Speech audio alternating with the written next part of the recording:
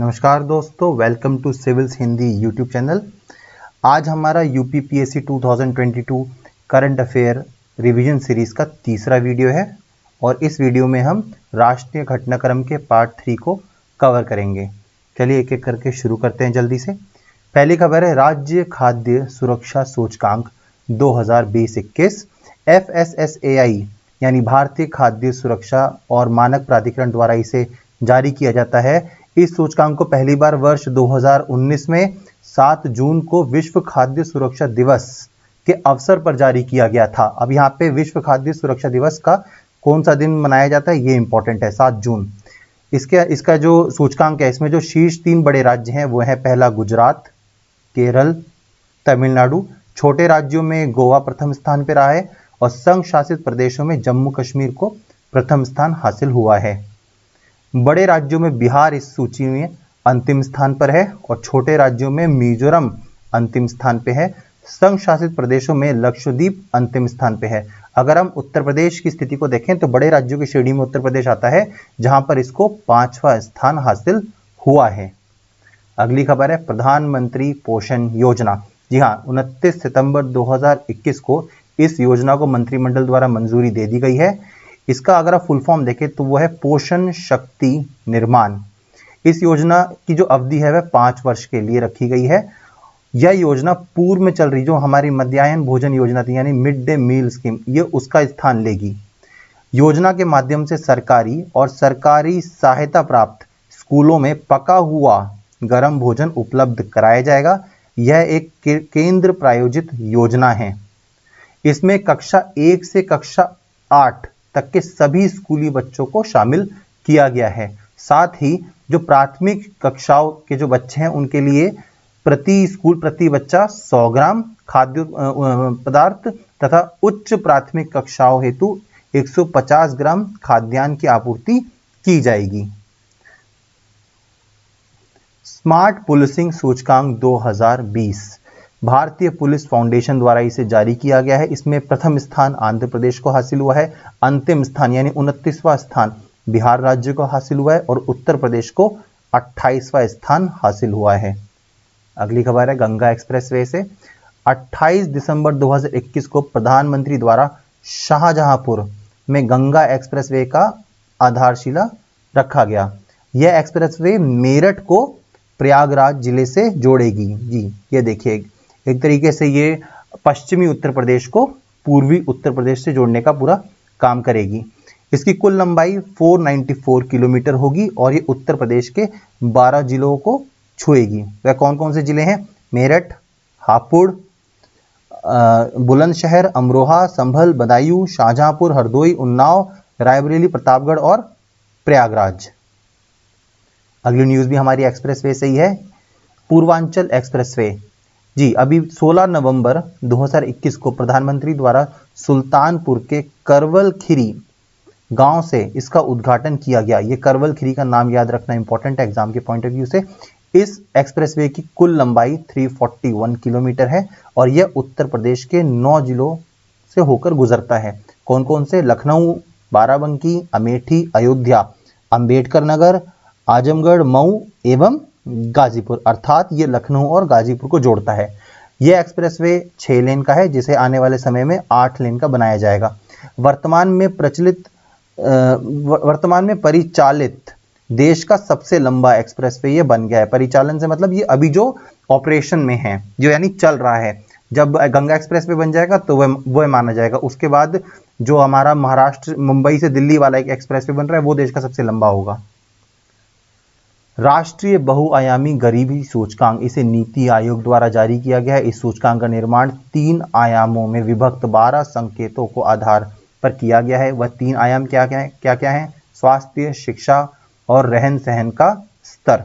वैश्विक बहुआयामी गरीबी सूचकांक यानी MPI में जहां 10 संकेत होते हैं, वहीं राष्ट्रीय बहुआयामी गरीबी सूचकांक में 2 अतिरिक्त संकेतों को जोड़ा गया है, यानी टोटल 12 संकेत हैं राष्ट्रीय बहुआयामी गरीबी सूचकांक के अंदर। वो 2 अलग से कौन से हैं?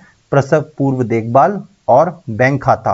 और अन्य 10 जो संकेतक हैं वो हैं पोषण, बाल एवं किशोर मृत्यु दर, स्कूल शिक्षा के वर्ष, स्कूल में उपस्थिति, खाना पकाने में प्रयुक्त ईंधन, स्वच्छता, पेयजल, विद्युत, आवास एवं संपत्ति। इस सूचकांक के परिणामों को देखते हैं तो सबसे अधिक बहुआयामी गरीबी जनसंख्या वाला राज्य बिहार है। बिहार में लगभग 52% पॉपुलेशन आपकी बहुआयामी गरीबी के अंतर्गत आती है।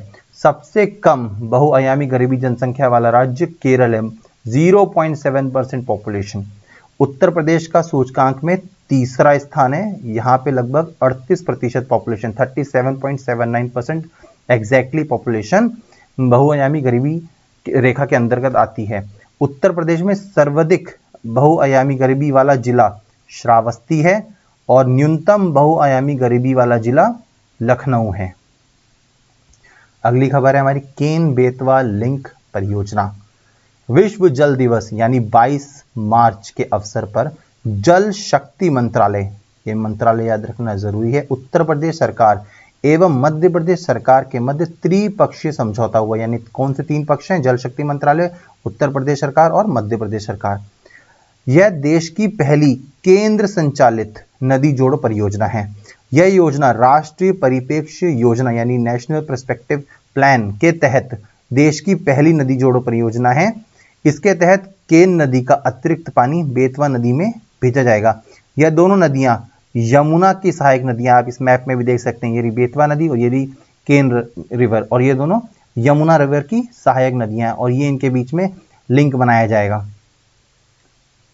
अगली न्यूज है हमारी सुशासन सूचकांक 2020-21, 25 दिसंबर 2021 यानी सुशासन दिवस के अवसर पर इस सूचकांक को जारी किया जाता है।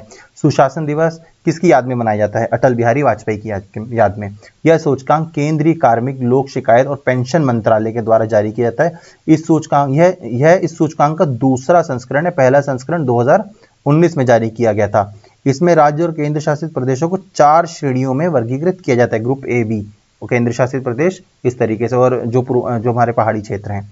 इसके अंतर्गत 10 प्रशासनिक क्षेत्रों में विस्तृत 58 संकेतकों के आधार पर राज्यों को स्कोर और रैंक की गणना की जाती है। संयुक्त रैंकिंग में समूह बी के कुल 8 राज्यों में उत्तर प्रदेश का 5वां स्थान है। बीनापन की बहुउत्पाद पाइपलाइन परियोजना, प्रधानमंत्री द्वारा 28 दिसंबर 2021 को इस परियोजना का उद्घाटन किया गया। इस पाइपलाइन का संचालन बीपीसीएल द्वारा किया जाएगा। इसकी लंबाई 356 किलोमीटर है और ये उत्तर प्रदेश के 5 जिलों में आच्छादित है। कौन कौन से? ललितपुर, झांसी, जालौन, कानपुर देहात और कानपुर नगर। अगला है हमारा स्मार्ट सिटी शहरीकरण सम्मेलन, ये यहाँ पे गलती से लिख गया। 8 से 20 अप्रैल 2022 के मध्य गुजरात के सूरत में इस सम्मेलन का आयोजन किया गया। इस कार्यक्रम में इंडिया स्मार्ट सिटी अवार्ड प्रतियोगिता 2020 के पुरस्कार विजेताओं को सम्मानित किया गया है। देखते हैं किस किस को क्या क्या पुरस्कार हासिल हुआ। सर्वश्रेष्ठ राज्य का पुरस्कार इसके अंतर्गत उत्तर प्रदेश को प्राप्त हुआ है। ओवरऑल विजेता देखें सूरत और इंदौर हैं सिटी के श्रेणी में। केंद्र शासित प्रदेश पुरस्कार दिया गया है चंडीगढ़ को। अगली न्यूज है देश की प्रथम कार्बन तटस्थ पंचायत, पल्ली पंचायत जम्मू कश्मीर देश की प्रथम कार्बन तटस्थ यानी कार्बन न्यूट्रल पंचायत है। इस पंचायत में स्थित सभी घरों को सौर संयंत्र द्वारा विद्युत प्रदान किया जा रहा है। उल्लेखनीय है कि भारत को 2070 तक कार्बन तटस्थ बनने का लक्ष्य रखा गया है। ये ईयर बहुत इंपॉर्टेंट है एग्जाम के पॉइंट ऑफ व्यू से। अगली न्यूज पे चलते हैं। अमृत सरोवर, प्रधानमंत्री द्वारा अमृत सरोवर पहल का शुभारंभ किया गया है। इसका उद्देश्य प्रत्येक जिले में 75 जल निकायों का विकास और कायाकल्प करना है। प्रत्येक अमृत सरोवर का तालाब क्षेत्र कम से कम 1 एकड़ का होगा, जिसकी जल धारण क्षमता 10,000 क्यूबिक मीटर होगी। देश भर में ऐसे लगभग 50,000 अमृत सरोवरों का निर्माण या कायाकल्प किया जाएगा। यह कार्यक्रम अमृत वर्ष की समाप्ति यानी 15 अगस्त 2023 तक इस लक्ष्य को हासिल करना तय किया गया है। भारत का पहला अमृत सरोवर उत्तर प्रदेश के रामपुर की ग्राम पंचायत पटवई में तैयार हुआ है। Very very important. अगली न्यूज है हमारी दिल्ली अमृतसर कटरा एक्सप्रेसवे प्रधानमंत्री द्वारा 24 अप्रैल 2022 को इसका शिलान्यास किया गया। इसकी लंबाई 669 किलोमीटर है। इसके बन जाने के बाद से दिल्ली से कटरा का रास्ता का जो समय है वह लगभग आधा हो जाएगा। अगली न्यूज़ है हमारी, राष्ट्रीय पंचायती राज दिवस किस दिन मनाया जाता है? 24 अप्रैल को। 24 अप्रैल 2022 को इसको मनाया गया। इस दिन प्रधानमंत्री ने जम्मू कश्मीर के सांबा जिले में स्थित पल्ली पंचायत से देश भर की ग्राम सभाओं को संबोधित किया। साथ ही जम्मू कश्मीर की कुछ योजनाओं का शुभारंभ भी किया। कौन कौन सी? बनिहाल काजीगुंड सड़क सुरंग जो जम्मू कश्मीर में स्थित है और इसकी लंबाई 8.45 किलोमीटर है। रतले जल विद्युत परियोजना जो किश्तवाड़ जिले में चिनाब नदी पर निर्मित है और जिसकी जो विद्युत उत्पादन क्षमता है वो 850 मेगावाट है। कवार जल विद्युत परियोजना ये भी किश्तवाड़ जिले में चिनाब नदी पर निर्मित है और इसकी विद्युत उत्पादन क्षमता 540 मेगावाट है। रायसीना संवाद 2022 25 से 27 अप्रैल 2022 के मध्य इसके 7वें संस्करण का आयोजन किया गया।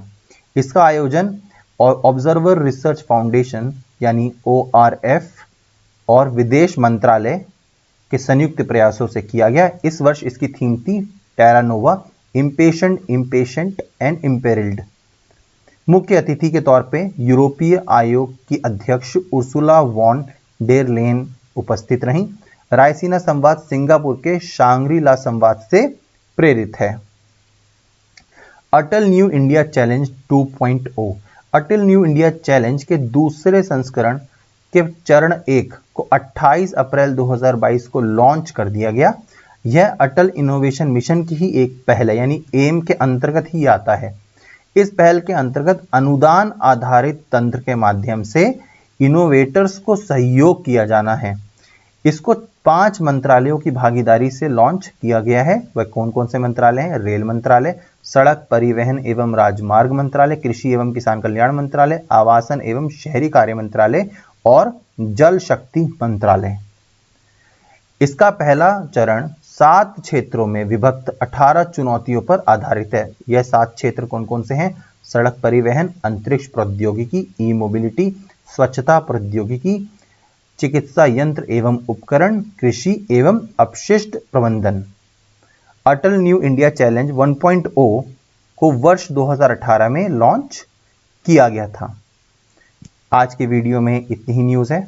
अगली बाकी न्यूज़ों के साथ हम नेक्स्ट वीडियो में मिलते हैं, जिसमें हम राष्ट्रीय घटनाक्रम के अंतिम पार्ट यानी पार्ट 4 को कवर करेंगे। Thank you so much.